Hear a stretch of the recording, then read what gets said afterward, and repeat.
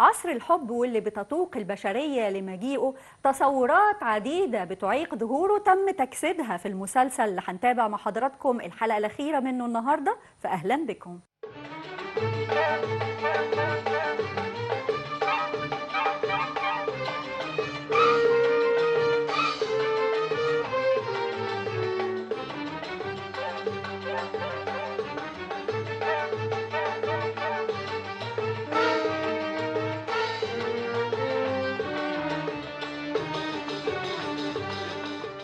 عصر الحب رواية لأديب نوبل نجيب محفوظ عام 1980 تم تحويلها لعمل تلفزيوني عام 1983 ثم لفيلم سينمائي بعدها ب3 سنين يعني عام 1986.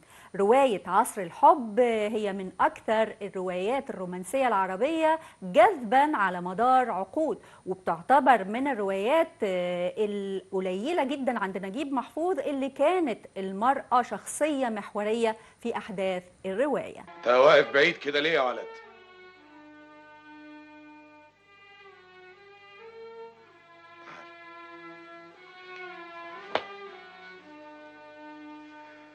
وحشني قوي يا سمير، قوي قوي يا حبيبي.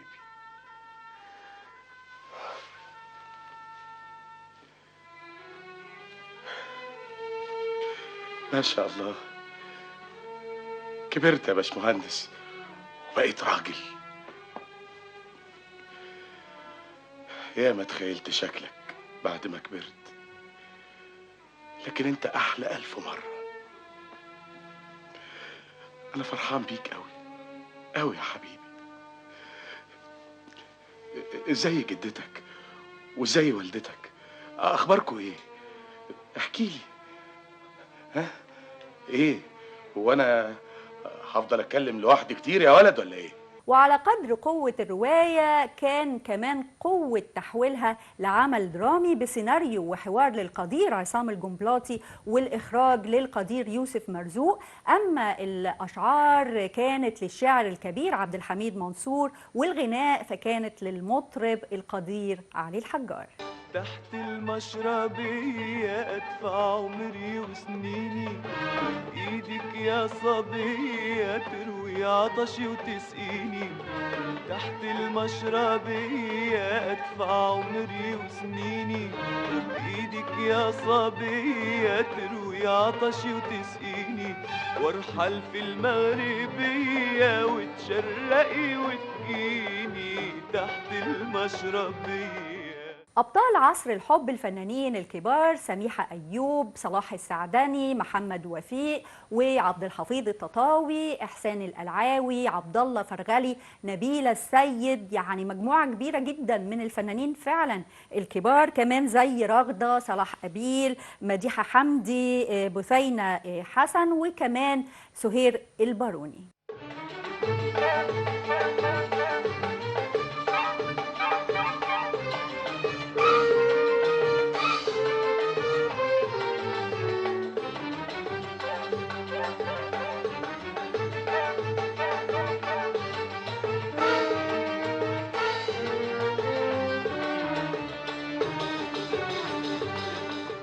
حمدي الممثل بمسارح رود الفرج وصديقه التاجر عزت بتبتدي الأحداث بتنافسهم على قلب بدرية. بدرية بتميل أكتر لحمدي، والكره بيملأ قلب عزت شر وحقد كبير جدا على اختيار بدرية لحمدي، ولكن حمدي بيتزوج من بدرية وبتشاركوا في عمل مسرحي سياسي. وقتها البوليس بيطارد حمدي، وأثناء لجوءه لأحد أصدقائه عشان يختبئ عنده اتفاجئ بأن زوجته موجودة هناك، وكان صديقه ده بيخونه وبيحاول يغتصب بدرية. وقتها الشك بيدخل قلب حمدي وبيعتقد ان زوجته كمان بتخونه، وثورة الغضب بتتملك من قلبه وبيقتل صديقه ده.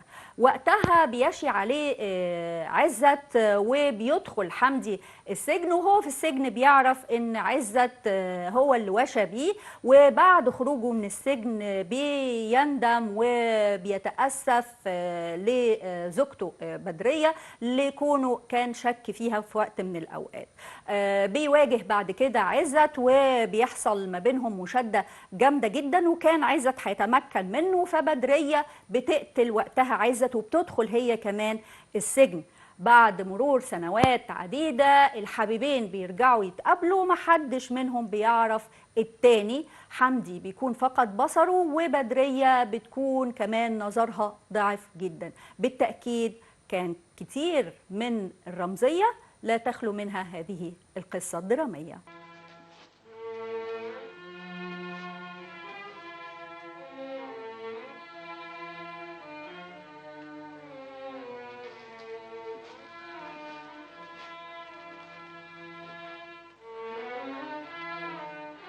انت واقف بعيد كده ليه يا ولد؟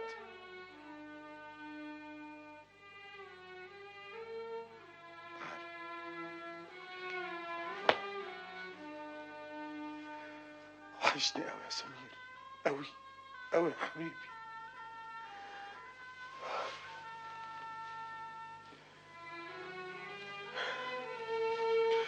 ما شاء الله كبرت يا باشمهندس وبقيت راجل. يا ما تخيلت شكلك بعد ما كبرت، لكن انت احلى 1000 مرة. انا فرحان بيك قوي قوي يا حبيبي. ازاي جدتك وازاي والدتك؟ اخباركم ايه؟ احكي لي. ها؟ ايه هو انا هفضل اتكلم لوحدي كتير يا ولد ولا ايه؟ نفسي اسمعك، نفسي املي عينيا منك، نفسي اشبع وداني من كلامك يا بابا.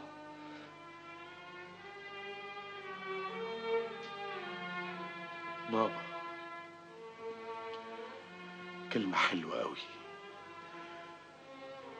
زي السحر،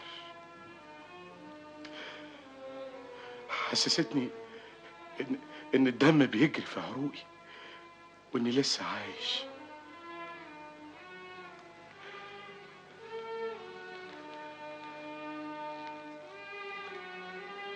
انا ما قلتهاش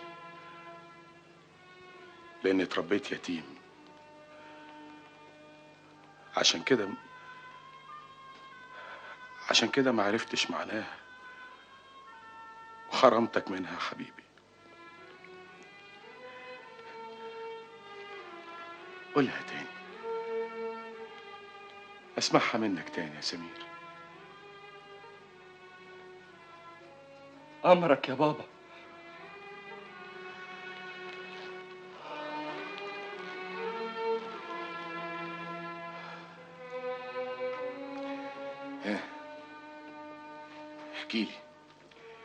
احكي لي كل حاجة عنك، احكي لي كل اخبارك. انا السنه دي في البكالوريوس وبطلع دايما الاول على دفعتي، وليا نشاط كبير قوي. يكون ليك نشاط سياسي يا سمير؟ انسان خاين لبلده اللي ملوش نشاط ضد الاستعمار والسرايا. خبر اسود. سمير انا عضو جماعه ابناء الغد يا بابا. عضو فين؟ جماعة ايه؟ ابناء الغد؟ انت ابني انا عضو في جمعية ابناء الغد؟ ليه ليه يا سمير ليه؟ كتير قوي، صعب عليا، ابني انا بالذات. طب ليه الفطار جاهز يا حضرات. تعال اسمع الكارثة اللي بيقولها سمير يا فرج. حضرته عضو في جماعة ابناء الغد. جماعة ايه؟ يا خلق الله، الايام بترجع تاني يا سعزت. انا متوقع ان حضرتك هتزعل مني لان طريقي غير طريقك. بس انا ابوك ومن حقي اني انصحك لو لقيتك ماشي في طريق غلط. مفيش داعي نضيع اول مقابله بينا في كلام مش هيجيب نتيجه يا بابا. انا خلاص اخترت طريقي ومن حقي احققه في يوم من الايام. ثم ان حضرتك اخترت طريقك ومفيش حد قدر يمنعك. كذب، كذبوا عليك، قالوا لك حاجات غلط عني. الكباريه عمل زي اي عمل في الدنيا. انا كمان وطني. انا ضد الانجليز، ايوه ضد الانجليز. انا بخليهم يصرفوا فلوسهم عندي في المحل. انا بدخل فلوس للبلد، ايوه انا بخدم البلد. مش ناكل لقمه احسن؟ لا، فرصه تانية، لاني عندي محاضره مهمه ومش لازم اتاخر. عن اذنكم. سمير، هتمشي بسرعه كده يا حبيبي؟ معلش يا بابا، عندي محاضره مهمه ولازم احضرها. ثم ان فاضل شهر على الامتحان. ان شاء الله اوعد حضرتك الجمعه اللي جايه باذن الله هجيلك من اول النهار. السلام عليكم. استنى فرج، خد تاكسي ووصل سمير لحد الجامعه. يلا بسرعه يا فرج. يا بابا انا مش صغير عشان حد يوصلني.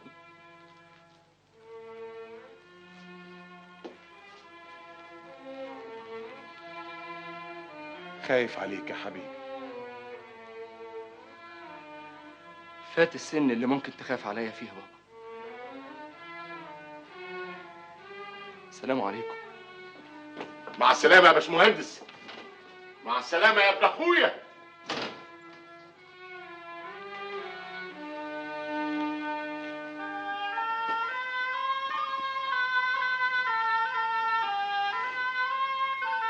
ايه مالك يا سعيد؟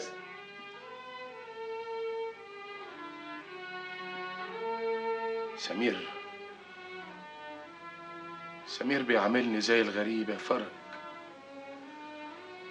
حاسس ان في حاجز بيني وبينه. المصيبة انه عضو في جماعة ابناء الغد. اعمل ايه يا فرج؟ اعمل ايه؟ اقف اتفرج عليه لحد ما يحصل حمدون؟ ما تتكلم، قول لي اعمل ايه؟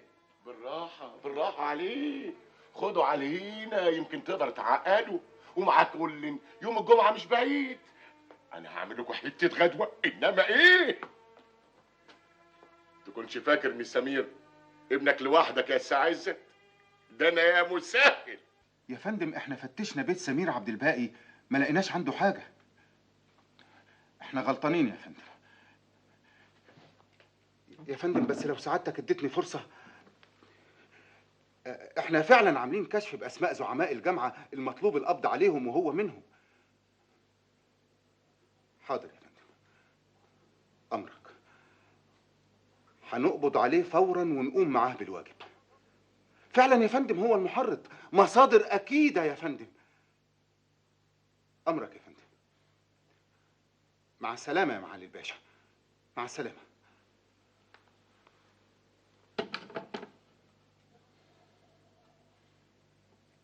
شيء يقرف. 100 جهة بتعمل تحريات. متهيألي واضح لجنابك من ردودي على التليفون ايه نوع المأمورية المطلوب منك تنفيذها فورا. ايوه يا فندم. اتفضل.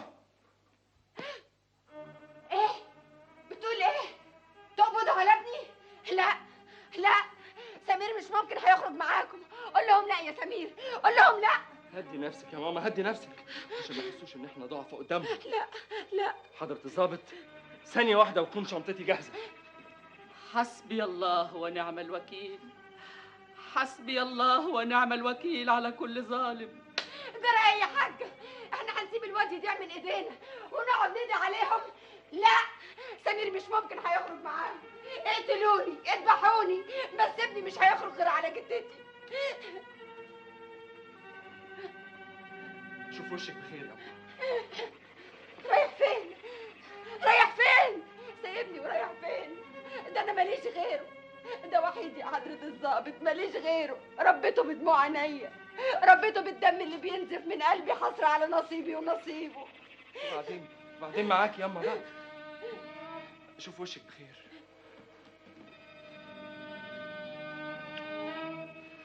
في وشك بخير يا نينا. خليك راجل يا سمير، انت اللي اخترت طريقك. خليك راجل ما تضعفش. مع السلامة يا حبيبي. مين عارف، يمكن ربنا كاتب لنا اللقا تاني يا سمير.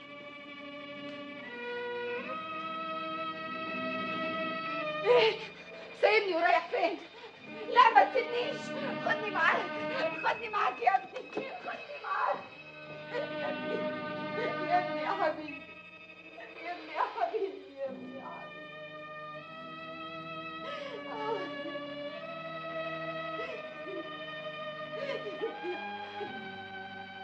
سيدة، كفايانا يا سيدة. مبروك يا حمدون. كشف العفو شمل اسمك لحسن السير والسلوك. أنا سعيد يا سعادة البيه، سعيد لأني هرجع للدنيا من تاني، هشوف الناس وأعيش وسطيهم. طبعا أنت مستغرب أنا استدعيتك هنا في مكتبي ليه؟ بصراحة يا سعادة البيه أنا من ساعة ما سمعت الخبر مش دريان بحاجة أبدا. معالي وزير الداخلية أمرني أبلغك تهانيه بنفسي. معالي وزير الداخلية؟ معاليه أمرني أبلغك إن الحكومة على استعداد لتعيينك في أي مسرح تحبه، وإذا كنت تفضل طريق الكتابة فمستعدين لتعيينك في أي جورنال يعجبك. والتمن يا سعادة البيه؟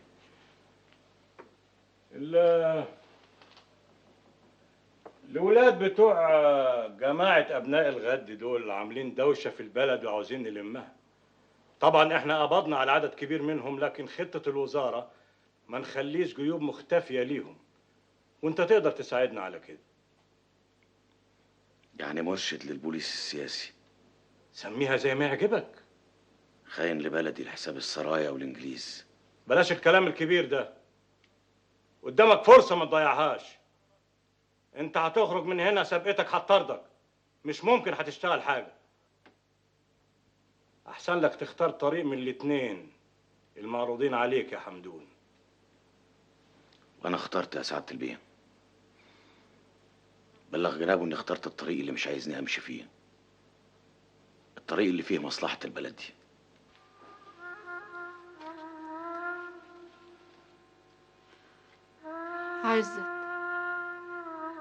عزت كده يا عزت، سمير يتقبض عليه ولا تسألش؟ طب سمير له مين غيرك يا عزت؟ يا ريتني كنت بصحتي، كنت رحت وراه من حتة لحتة، اللي عجزت واتحبست في البيت.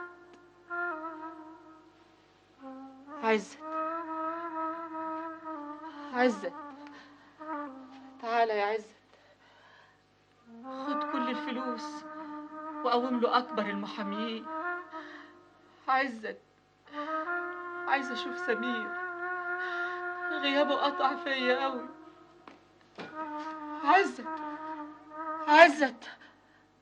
عزت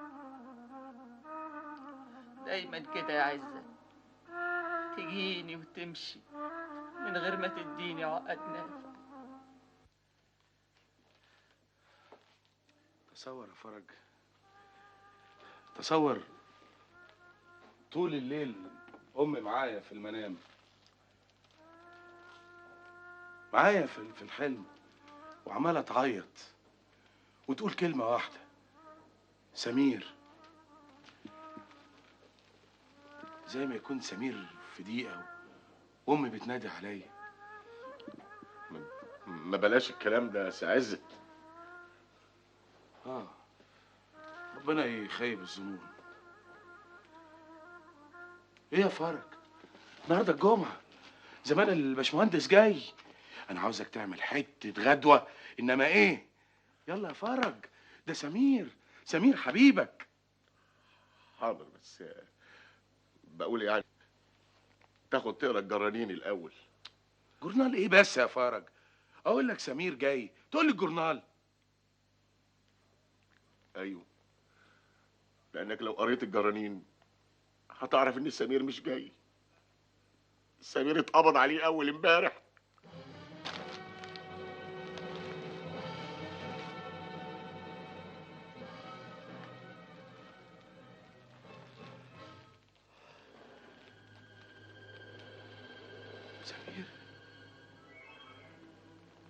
سمير ابني اتقبض عليه في قضية جوز بدرية. ايوه، البوليس السياسي قبض على كل اعضاء جماعة ابناء الغد. التاريخ بيعيد نفسه. بشرب من نفس الكاس اللي سقيته الحمدون.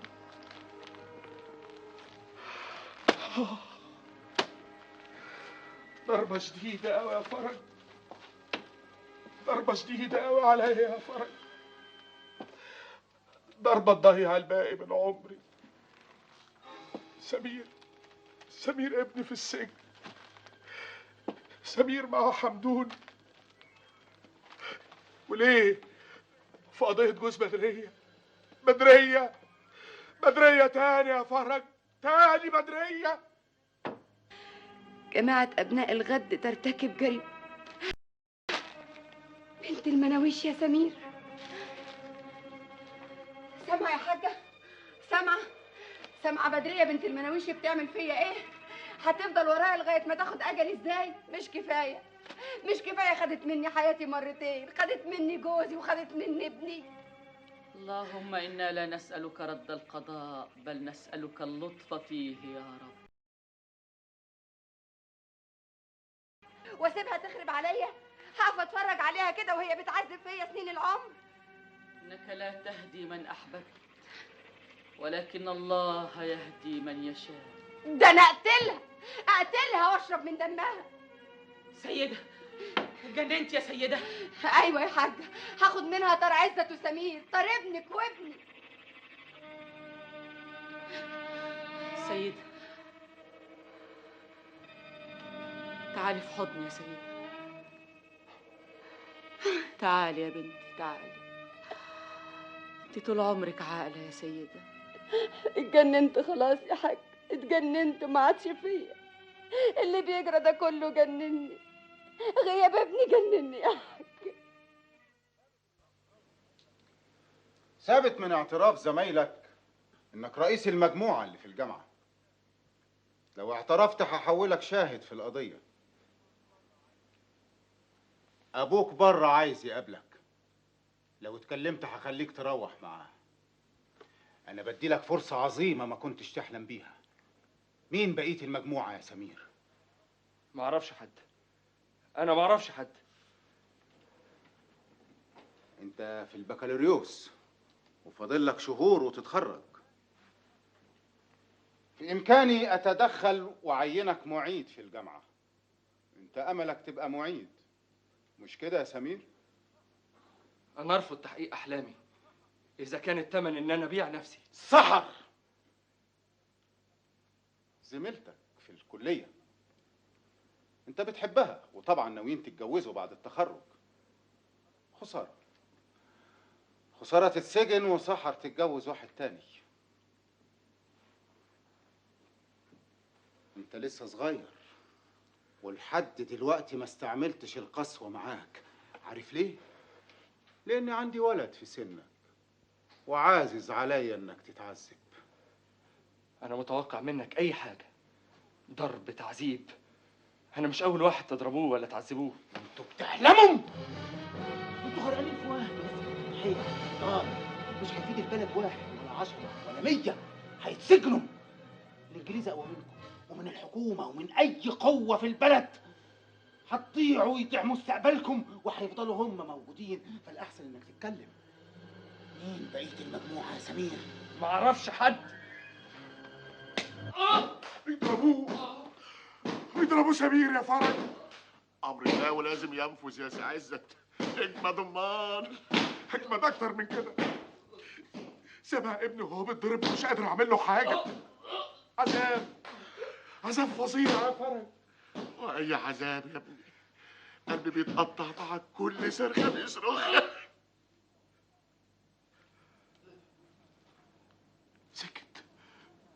سكت. مات. سمير مات يا فرج.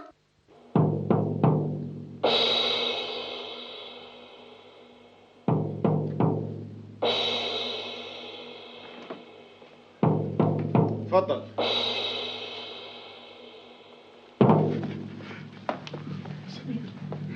سمير حبيبي. مفيش فايدة معاه، مش عايز يتكلم. في ايده يرحم نفسه ويروح معاك. ابوس ايدك يا سمير، ابوس رجلك، اتكلم. قول لهم على كل حاجه، تخليهمش يعذبوك اكتر من كده يا ابني. مش قادر استحمل، مش قادر. اتكلم. ولا عايز تتكلم مع ابوك؟ اضربوه. لا لا لا لا، حرام عليك.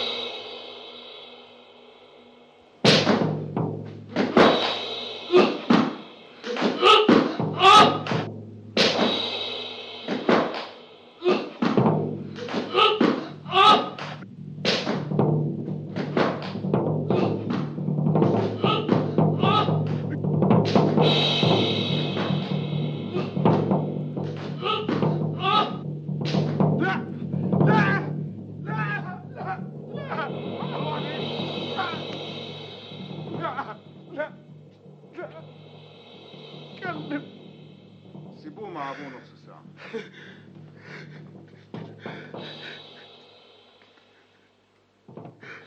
اتكلم يا ابني، اتكلم.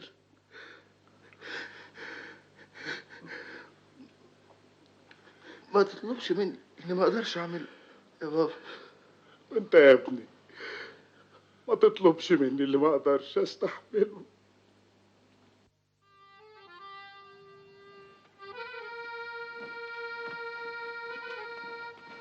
بسم الله الرحمن الرحيم. ايه اللي بتعمله ده يا فرج؟ شايفاني بعمل ايه يا سعاد؟ البلد ده احسن من غيرها. انا راجع الحاره يا سعاد. انت راجل اتهبلت؟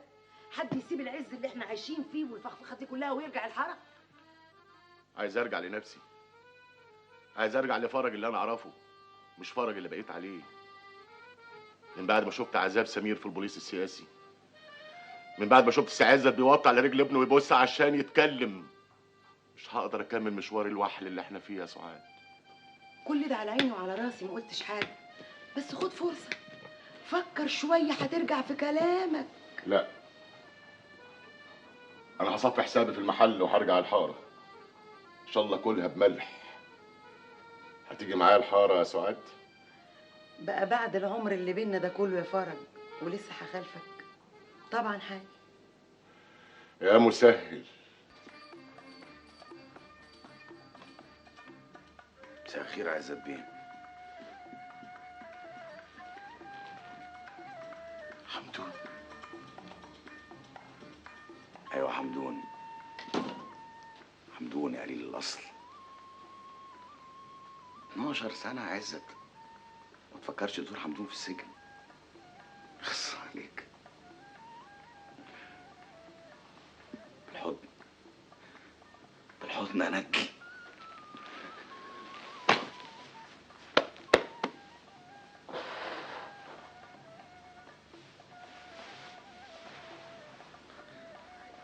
يا جدع انت المقابله البارده دي ايه؟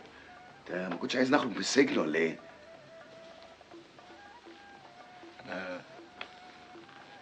انا اسف يا حمدون، تعبان شويه، لكن خرجت من السجن ليه؟ خرجت ليه؟ بقى ده سؤال حد يساله قليل الذوق. على كل حال من حسن حظك ان انا خارج من السجن ومش ناوي اسيب حاجه تعكنني ابدا. لكن قول لي يا اخويا ايه اللي جرى في الدنيا؟ بقى من راجل صاحب فرقه مسرحيه محترمه ومدير محترم لصاحب محل هشك بشك. وصلت لكده ازاي يا عزت؟ سمير ابني يا حمدون قبضوا عليه في جماعة أبناء الغد. سلام على الدنيا.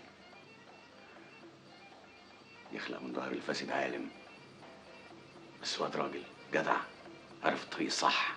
لا، ماشي في الطريق الغلط. بيعذبوه بيعذبوه يا حمدون، انا شفته وهو بيتعذب. معلش يا عزت، نتكلم في الموضوع ده بعدين. بعدين يا حمدون، كنت فاهم انك انت الوحيد اللي ممكن اتكلم معاه في الحكايه دي. اعذرني يا عزت يا اخي، انا بيني وبينك خارج من السجن مفيش في دماغي غير بدريه. نفسي اعرف هي سابت الفرقه ليه؟ اتجوزت الباشا ده ليه؟ عملت ايه بعد ما مات؟ عزت، نفسي اشوف بدريه، نفسي اتكلم معاها. لا يا عزت، بدريه فين؟ حاضر يا حمدون، هقول لك كل حاجه عن بدريه. انت يا اختي اللي رايحه راس في راس، فوقي عشان عايزه اتكلم معاكي. ايوه يا اللي اسمه حمدون الزفت بره وعايز يتكلم معاكي. حمدون؟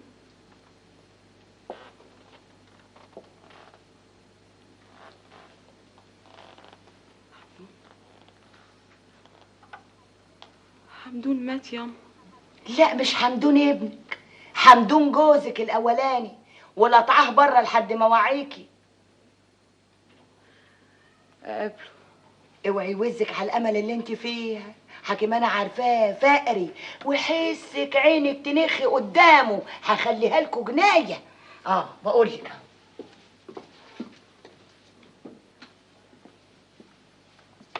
اتفضل، الست صاحبة المحل مستنياك، بسرعة. السلام.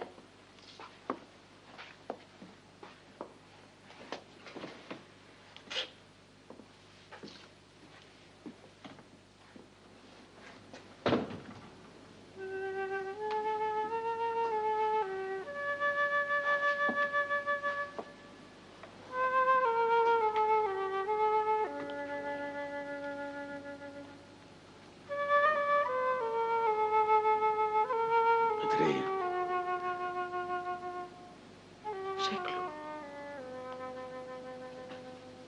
شكل حمدون. انا حمدون يا بدريه، انا خرجت من السجن. حمدون ابني كان زي القمر. بدريه، انا حمدون جوزك، حبيبك، يا سامي يا كوبا. سامي يا كوبا. هتقوليها كتير. اوعدك ان انا هعوض لك كل الايام الصعبه اللي انا سببتها لك. هعوضك كل الالام اللي انت شفتيها. اوعدك ان احنا هنعيش مع بعض اجمل واسعد الاوقات. لو انت حمدون بصحيح، فاكر كنت تقول ايه في مسرحية عيون هجرتها الدموع؟ ها؟ عيون هجرتها الدموع؟ مش فاكر. تبقى مش حمدون. انا بقى فاكرة. سكة سفر وطريق طويل، ليله غميق، بحره غريق، هتعب يجوز واعرق يجوز، لكن من رابع وخامس مستحيل ارجع واخاف امشيه. سكة سفر وطريق طويل. كفايه بدريه، انت مالك؟ بدريه اخاف. بدريه ازاي اخاف؟ بدريه في ايه؟ وفي ايديا الامل مجداف.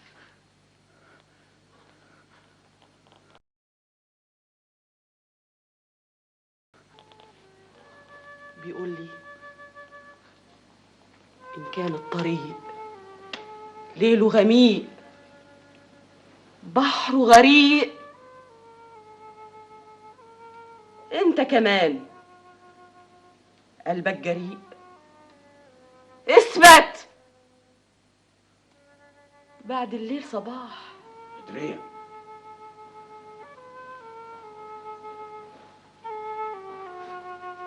مالك يا بدرية؟ بدرية كان عيانة، الطريق أنا لازم أشوف لك دكتور. بحره غميق. بدرية، إيه اللي وصلك لكده؟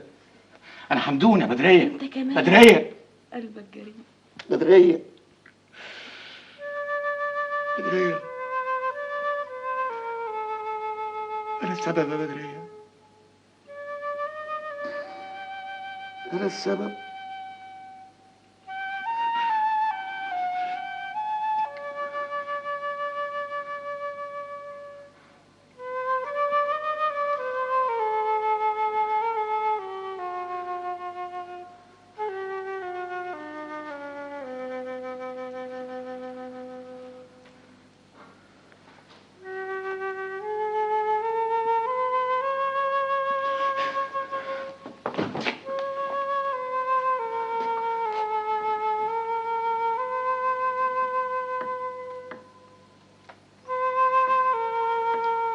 خسارة يا بدرية، يا خسارة.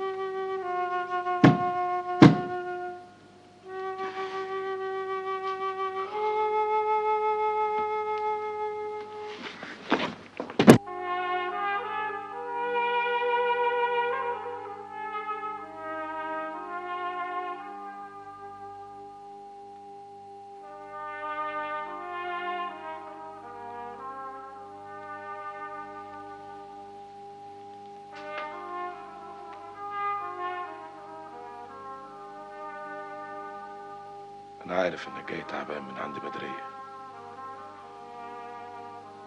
أنا كمان تعبت لما شفتها. الزمن جار علينا كلنا يا حمدون. احنا اللي عملنا كده في روحنا. لو رجعت حياتنا هتلاقي غلطنا واضح وباين، بس الشباب والجدعانة كانت عميانة عنه. أنا استنيتك لحد ما ترجع عشان أتكلم معاك وأريح ضميري. أنا مش مستحمل أي أخبار سيئة تاني النهاردة. بكرة نتكلم عزت. بكرة؟ مين ضامن عمره لبكرة يا حمدون؟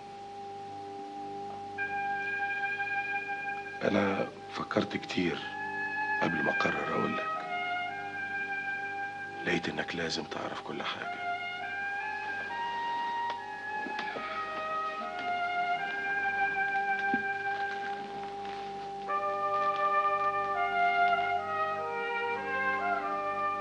حمدون،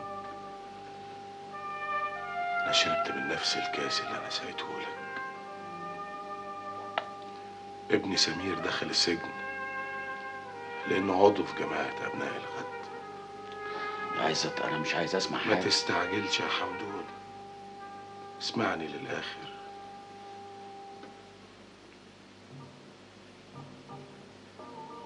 الجواب اللي جت سيرته في تحقيق النيابة، البلاغ اللي اتقدم فيك للنائب العام، أنا اللي بعته. أنت؟ أنا اعترفت لك بكل حاجة، وهستحمل أي حاجة ممكن تعملها. أنت عزت؟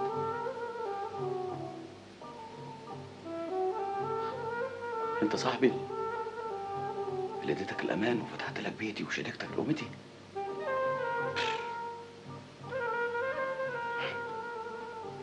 ياه، ما كنتش نسيت. للدرجة دي قلبك اسود؟ كنت مستني لحظة عشان تغدر بيا فيها.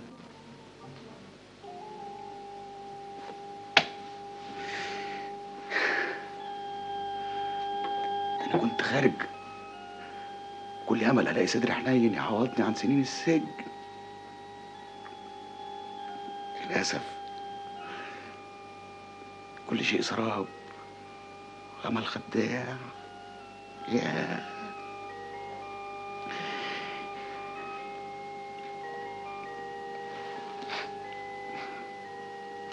منتظر اعمل ايه دلوقتي يا عزت؟ اي عقاب وخساره فيك. حمدون،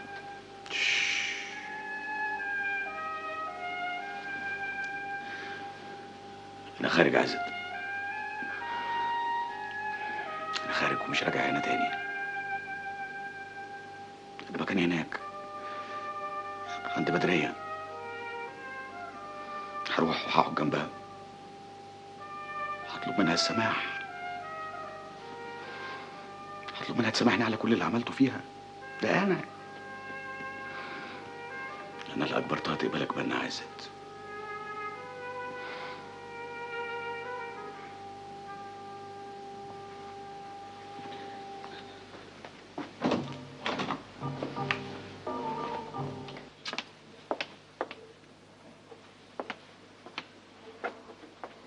مالك يا سي عزت؟ تعبان؟ لا، بس ما نمتش طول الليل يا فرج. ليه خير؟ حصل حاجة في المحل بعد ما مشيت؟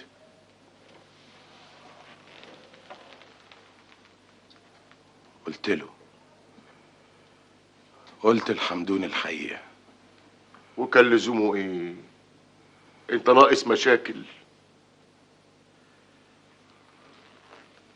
حاولت امنع نفسي، ما قدرتش. طول ما انا بكلمه كانت صورة سمير واقفة بيني وبينه.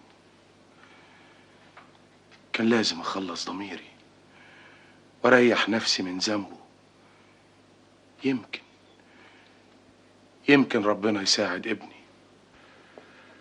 انت اتغيرت قوي يا سي عزت. قصدك اتهديت، اتكسرت. سجن سمير وعذابه هدني وكسرني يا فرج. ربنا رحمته واسعة يا سي عزت. انوي وهو ييسر لك طريقك ويلهمك الصواب. كتر خيرك يا فرج.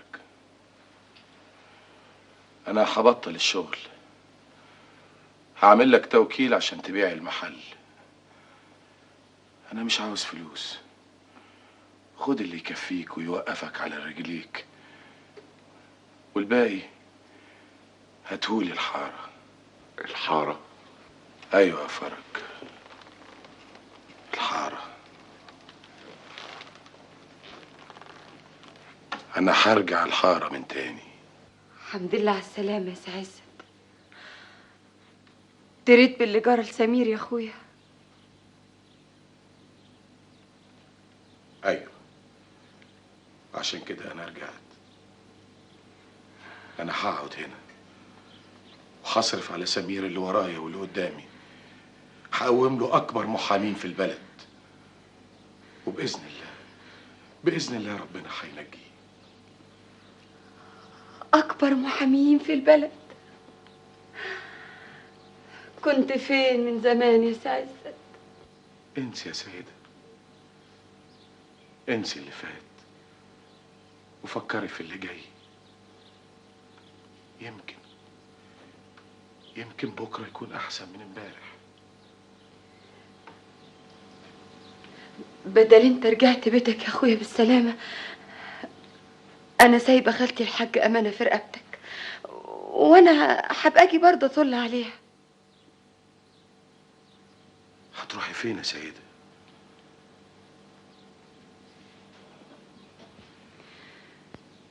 يرضيك الناس يقولوا عايشة مع طليقها يا سي عزت؟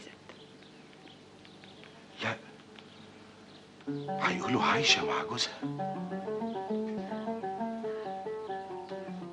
ربنا يخليك لنا كلنا. ده أنا اللي أبوس إيدك يا سيدة.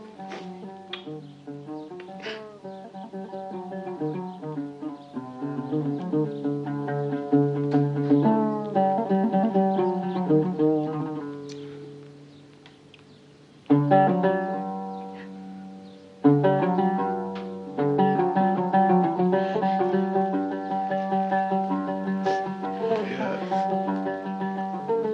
فين؟ في اوضتها.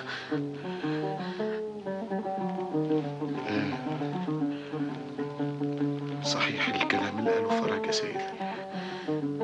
من سنين طويلة يا سعيد.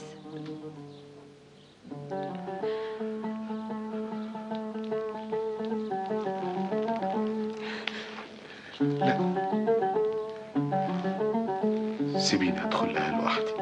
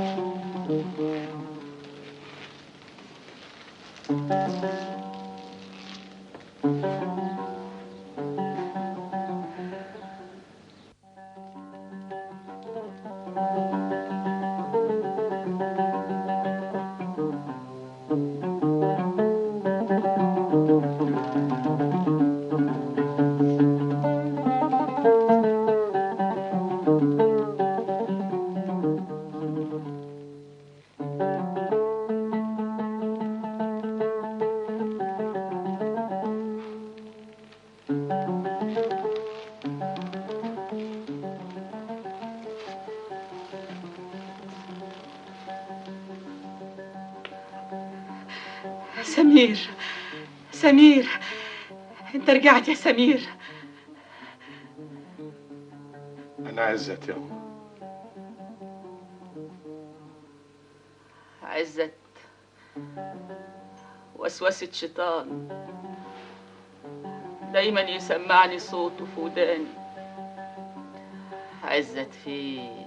سارح في ملكوته. لا يا أم، انا عزت قاعد جنبك.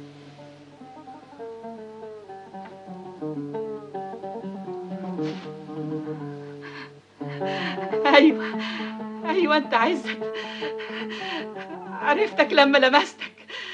عزت ابني، رجعت لي راسك في صدري يا ابني يا حبيبي. تقبليني يا أم، نفسي انام على صدرك زي زمان. نفسي. نام يا حبيبي نام.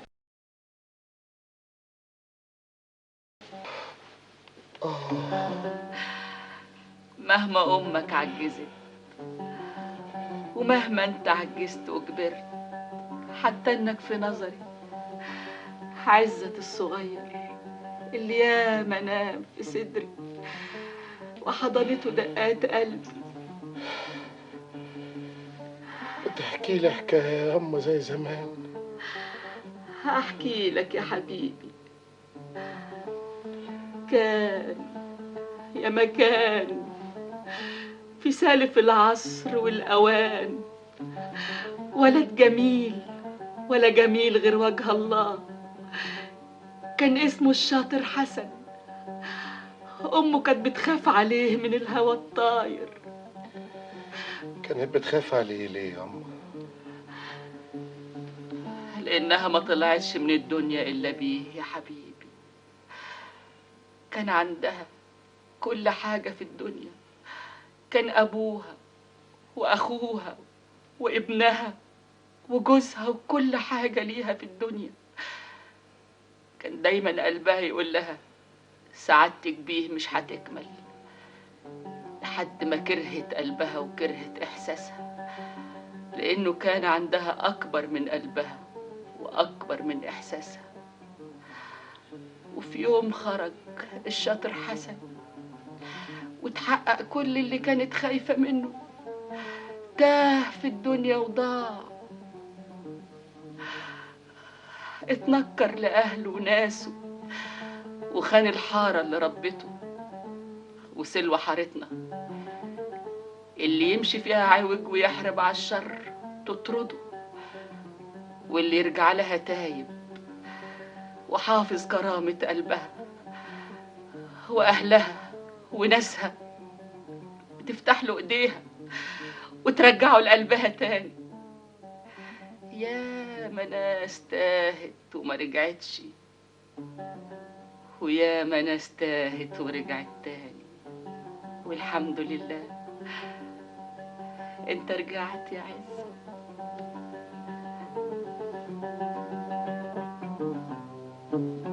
عز